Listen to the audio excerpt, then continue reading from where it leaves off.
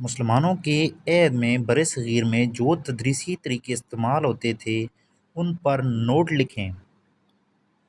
جواب: برصغیر اور تدریسی طریقے۔ مسلمانوں کے عہد میں برصغیر میں بچوں کو پڑھانے کے بہت سے طریقے رائج تھے۔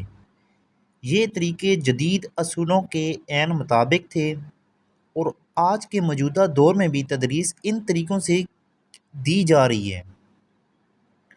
مسلمانوں کے دور میں برصغیر پاک و ہند میں بہت سے تدریسی طریقے تھے۔ ان میں چند اہم درجہ ذیل ہیں۔ نمبر 1، دہرانے کا طریقہ۔ اس طریقہ میں استاد طالب علم کو درس دیتا ہے اور اس کے بعد اس کا کوئی لائق شاگرد اس سبق کو طلباء کے لیے دہراتا ہے اور اس کی تشریح بھی کرتا ہے۔ یہ بہت بڑا اعزاز سمجھا جاتا تھا۔ دہرانے والا طالب علم منصب دار کہلاتا تھا۔ آج کل اس کو اعادہ کا طریقہ یا مانیٹر طریقہ کہتے ہیں۔ نمبر 2، انفرادی طریقہ۔ اس طریقہ کار میں کوئی طالب علم ایک خاص مدت تک کسی استاد کے ساتھ رہ کر انفرادی طور پر پڑھتا تھا۔ اس میں شاگرد خود بھی تعلیم اخذ کرتا تھا۔ وہ درس کو غور سے سنتا اور اسے یاد کرنے کی کوشش کرتا تھا۔ نمبر 3، تقریری طریقہ تدریس۔ یہ پرانا طریقہ تدریس عام طور پر تمام مدارس میں رائج تھا۔ اساتذہ مضمون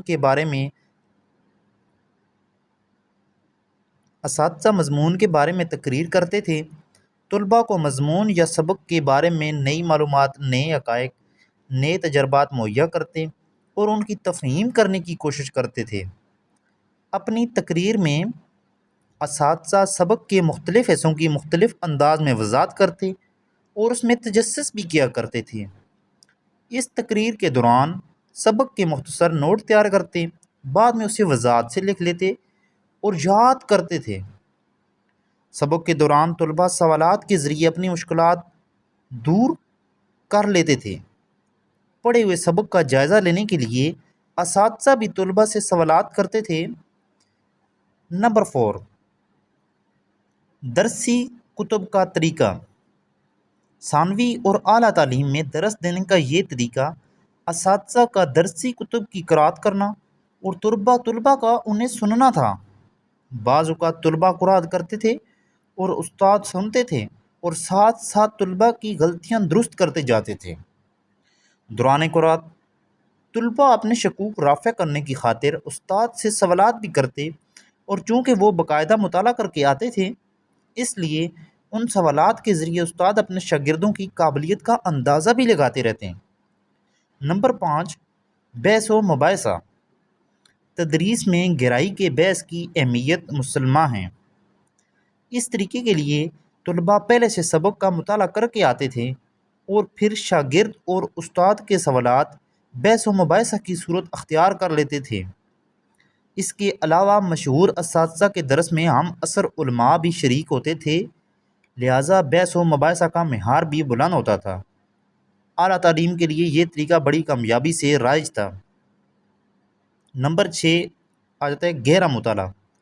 یہ طریقہ آج بھی سنجیدہ طلباء کے لیے بہت کامیاب تصور کیا جاتا ہے۔